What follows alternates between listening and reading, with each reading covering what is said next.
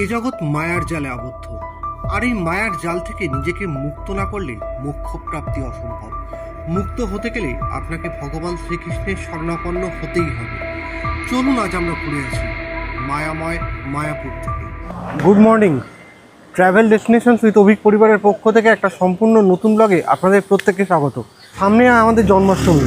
আজকে সেই জন্মাষ্টমী উপলক্ষে, জন্মাষ্টমী ঠিক দুদিন আগে আমরা বেরিয়েছি প্রভু শ্রী চৈতন্যের পদধূলিপ্রাপ্ত পীঠস্থান মায়াপুর দর্শনে। এবং মায়াপুরের নতুন মন্দির আজকে আমরা দর্শন করব, আর তার সঙ্গে আর কী করব আর কোথায় কোথায় যাব মায়াপুরের সঙ্গে সবটা আজকে ভিডিওতে ডিটেলস থাকবে। সঙ্গে থাকুন, দেখতে থাকুন। বালি থেকে সড়ক পথে মায়াপুর পৌঁছাতে 3.5 ঘন্টা সময় লাগে। বালি থেকে দক্ষিণেশ্বর ব্রিজ পেরিয়ে বেলঘুরিয়া এক্সপ্রেসওয়ে পেরিয়ে উঠে পড়লাম কল্যাণী এক্সপ্রেসওয়েতে।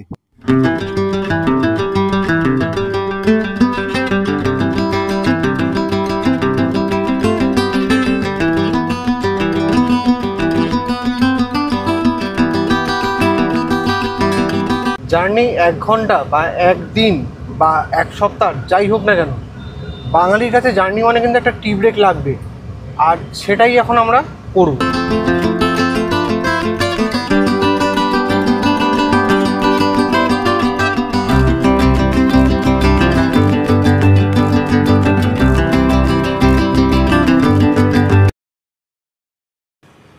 মোটামুটি টেস্ট, যাই হোক, যা পাওয়া যায় তাই ভালো। গাড়ি অনেকক্ষণ চালিয়েছি, মাথা একটু ধরে গেছে।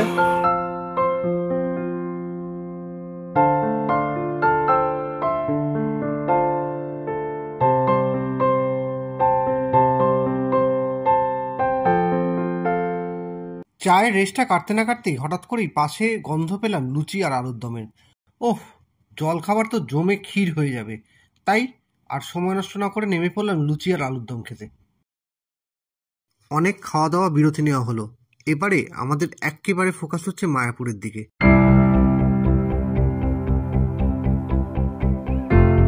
যদিও আমরা সড়ক পথে গেছিলাম, কিন্তু আপনারা চাইলেই ট্রেনে করে পৌঁছাতেই পারেন মায়াপুর। সেক্ষেত্রে শিয়ালদা থেকে কৃষ্ণনগর পৌঁছে সেখান থেকে অটোয় হুলোর ঘাট পৌঁছে ফেরি পারাপার করে আপনারা মায়াপুর পৌঁছাতেই পারেন। তবে এছাড়াও আরও একটা অপশান আছে। হাওড়া বা শিয়ালদহ থেকে কাটোয়াগামী লোকালে নবদ্বীপ ধাম পৌঁছে টোটো করে পৌঁছে যান বড়াল ঘাটে, এবং সেখান থেকে ফেরি পারাপার করে পৌঁছে যান মায়াপুর ফেরিঘাটে। এক্ষেত্রে ফেরি পারাপারের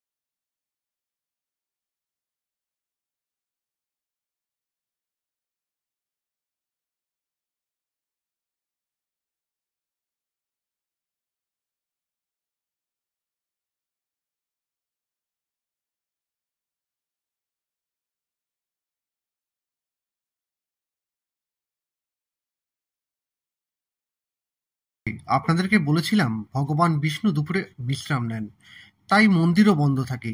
ইসকনও একই কারণে দুপুরে মন্দির বন্ধ। তাই প্রথমেই পৌঁছে কুপন কেটে দাঁড়ালাম ভোগের লাইনে।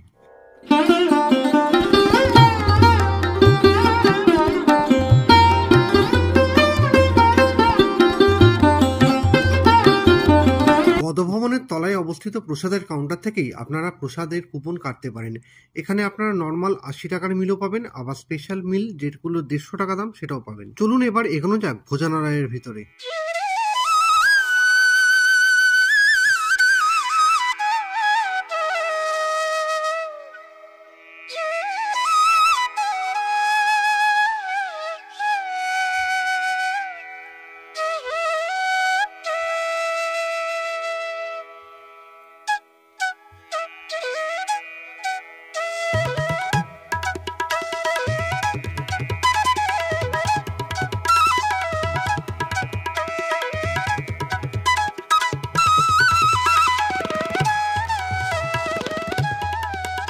ইসকনে দুপুরে লাঞ্চে ভাত, ডাল, ২ রকম তরকারি, ভাজা, রুটি এবং পায়েস দেওয়া হয়। প্রতিটা খাবারই স্বাদে এবং গন্ধে অতুলনীয় এবং আপনারা চাইলে পেট ভরে যেটা ইচ্ছা সেটাই খেতে পারেন। তবে আপনাদের কাছে আমার একটা অনুরোধ, যে কোনো খাবারটাই কিন্তু আপনারা নষ্ট করবেন না।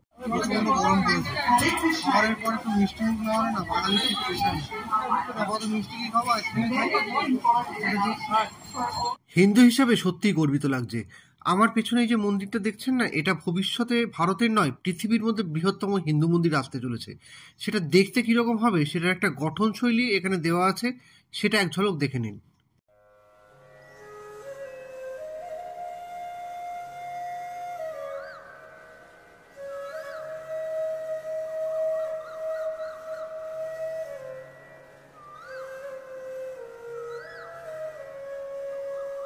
ইসকন প্রায় ৭০০ একর জায়গার উপর অবস্থিত। এখানে ভক্তদের জন্য বিভিন্ন রকমের থাকার ব্যবস্থা, নিরামিষালী হোটেলের ব্যবস্থা, গোশালা, আরও অনেক কিছু আছে। এবারে আস্তে আস্তে আমরা সেগুলোকে ঘুরে দেখি। ইসকনের ভিতরের অ্যাম্বিয়েন্সটা কিন্তু দারুণ। সব জায়গায় হরে কৃষ্ণ নাম শুনে আপনার মধ্যে একটা পজিটিভ ভাইবস আসতে বাধ্য। এখানে থাকার অনেক রকম ব্যবস্থা আছে। মধ্যবৃত্তের জন্য শঙ্খ, চক্র, গদা এবং পদ্মভবন, উচ্চবৃত্তের জন্য কটেজ, আবার নিম্নবৃত্তের জন্য থাকার ধর্মশালাও আছে। ছোটবেলায় একটা গান প্রায় শুনতাম, গ্রাম ছাড়া ওই রাঙামাটির পথ আমার মন ভুলায় রে। আজ এখানে এসে প্রাকৃতিক শোভা দেখে দূষণমুক্ত সবুজ গ্রাম্য জীবনের কথাই আমার বারবার মনে পড়ে যাচ্ছিল।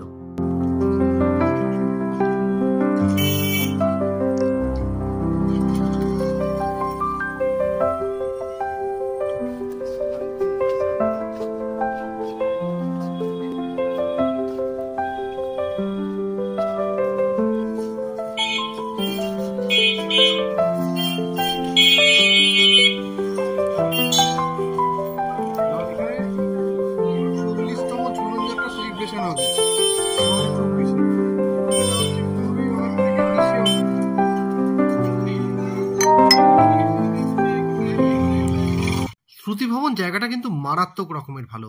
এখানে মান্থলি হিসেবে থাকার ব্যবস্থা আছে, ছাত্রদের জন্য ২০% ছাড়েরও ব্যবস্থা আছে।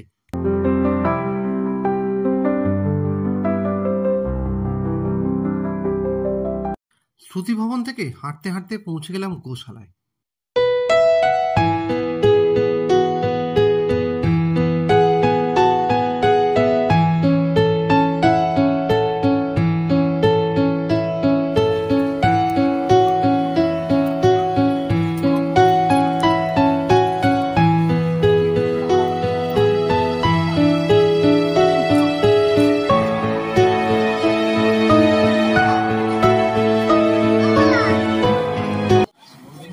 এখানে আসবে জানতাম, এখানে এসে দেখা একই বাড়ি দুটো লোক দুরকম ভাবে এসছে। যাই হোক, মানে একই বাড়ি কেন বললাম, কারণ আমাদের ফ্ল্যাটে কিন্তু আমরা পরিবার হিসেবেই থাকি, সেই হিসাবেই একই বাড়ি কথা বলে যাই।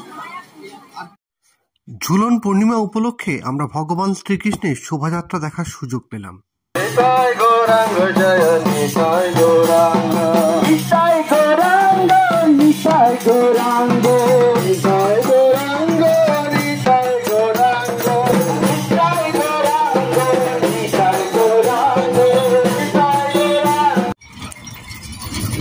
গাড়ি পার্কিং এ রেখেছি, আর ন্যাচারালি যে কারণে গাড়ি আর বার করলাম না, টোটো করে বললাল ট্রেনের ডিউটি আর শ্রী চৈতন্যদেবের মাসির বাড়ি, এই দুটো জায়গা দেখবো বলে বেরোলাম। মায়াপুরে যে শুধু ইসকনের গুরুত্ব আছে তাই নয়, মায়াপুরের থেকে 4 কিলোমিটার দূরে আছে ইতিহাসখ্যাত বললাল সেনের ঢিপি। বাংলার ইতিহাসে একাদশ এবং দ্বাদশ শতাব্দীতে এনারা শাসন করেন। সাম্রাজ্যের প্রতিষ্ঠাতা ছিলেন হেমন্ত সেন।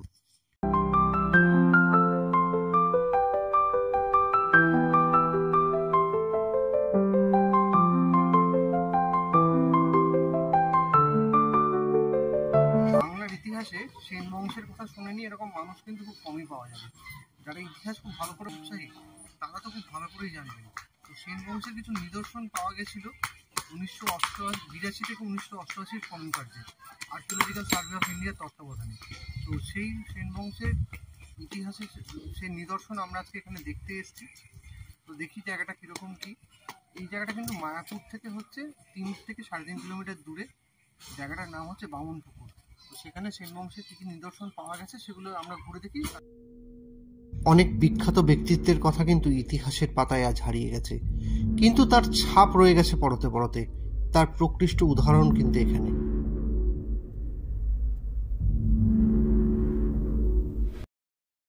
বলা হয় যে খ্রিস্টপূর্ব দ্বাদশ থেকে ত্রয়োদশ শতকে এই স্ট্রাকচারগুলো কিন্তু তৈরি করা হয়েছিল। আর এই স্ট্রাকচারগুলো কিন্তু তৈরি হয়েছিল আর্কিওলজিক্যাল সার্ভে অফ ইন্ডিয়ার মতানুসারে এটা কিন্তু যে একটা টেম্পল কমপ্লেক্স ছিল, মানে মন্দির কমপ্লেক্স ছিল। কিন্তু যখন ইতিহাসবিদদের মতে এটা কিন্তু অষ্টম বা নবম শতাব্দীর কোনো মানে বুদ্ধ মন্দিরের প্যাটার্নে তৈরি হয়েছিল। ঠিক যেরকম মগধে আমরা মানে বৈশালীতে আমরা যেরকম পেয়ে থাকি, ওনারা হয়তো এরকম ভাবে একই রকম ভাবে স্ট্রাকচারাল সিমিলারিটি পেয়েছেন, সে কারণে কিন্তু ওনারা এরকম ভাবে বলে থাকেন।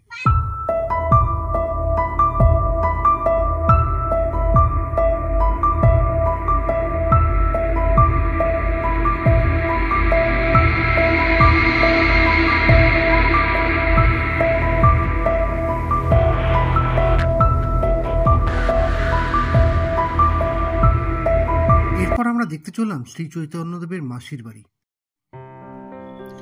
এখানে ঢুকে গ্রাম্য স্নিগ্ধ পরিবেশে আপনার মন শান্ত হতে বাধ্য।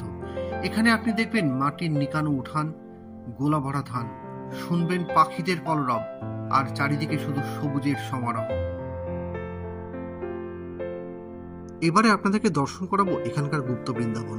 গুপ্ত বৃন্দাবন সম্পর্কে বিস্তারিত কথা আমি এখানে আর বলছি না। যদি আপনারা আমার দ্বারকা এবং ভেট দ্বারকা ভ্রমণ সিরিজ দেখে থাকেন তাহলে ওখানে গুপ্ত বৃন্দাবন সম্পর্কে বিস্তারিত আলোচনা আছে। যদি না দেখে থাকেন তাহলে ডিসক্রিপশনে আর ওপরের আই বাটনে আমি লিঙ্কটা দিয়ে দিচ্ছি।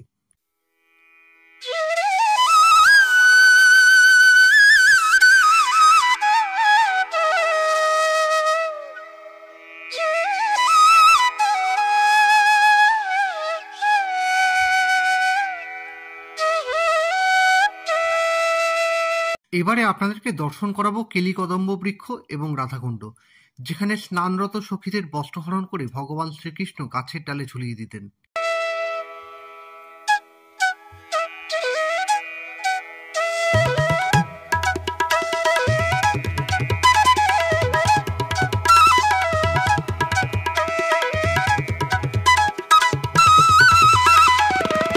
এই চত্বরে আপনারা দেখে নেবেন শ্রী চৈতন্য মহাপ্রভুর মাসির বাড়ি, শ্রী রাধাকৃষ্ণের মন্দির, শ্রীলা প্রভুপাদের ভজন কুঠির এবং শ্রী চৈতন্য মিউজিয়াম। ভিতরে কোথাও ভিডিওগ্রাফি অ্যালাউ না থাকার জন্য আপনাদেরকে ডিটেলসে দেখাতে পারলাম না। বলো কাকা, নাম বলো। গোকুল মন্ডল। মোবাইল ব্যবহার করো না? না, পারি না। আচ্ছা আচ্ছা, এখানে এসে তোমাকে খুঁজলেই পাওয়া যাবে। মায়াপুরের বিভিন্ন রকম সাইট সিনে কত টাকা করে টোটো ভাড়া পড়ে তার রেট চার্টটা আমি দেখিয়ে দিলাম আপনাদের সুবিধার্থে। সাইট সিন করে নেওয়ার পর আমরা ফিরে এলাম আবার ইসকনের মন্দিরে। যেহেতু দুপুরবেলা আমরা পৌঁছেছিলাম তখন মেন মন্দির বন্ধ হয়ে গেছিল, তাই ভগবান শ্রীকৃষ্ণের দর্শন পাওয়ার উদ্দেশ্যে আমাদের আবার ইসকনে ফিরে আসা।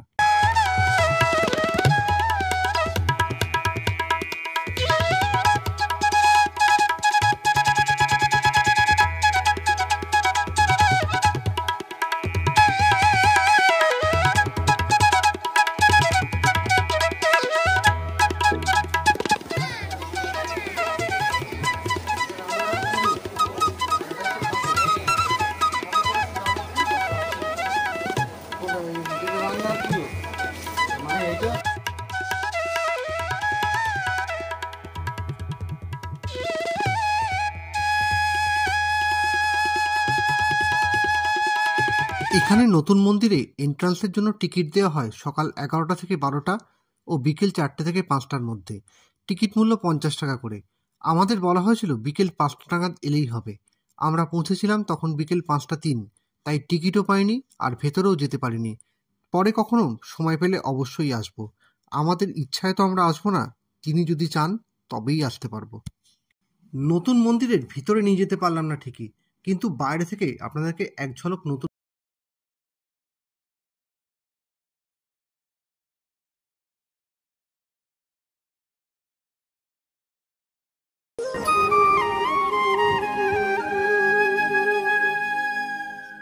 আজকের ভিডিওটা ভগবান শ্রীকৃষ্ণের চরণে প্রণাম জানিয়ে শেষ করছি।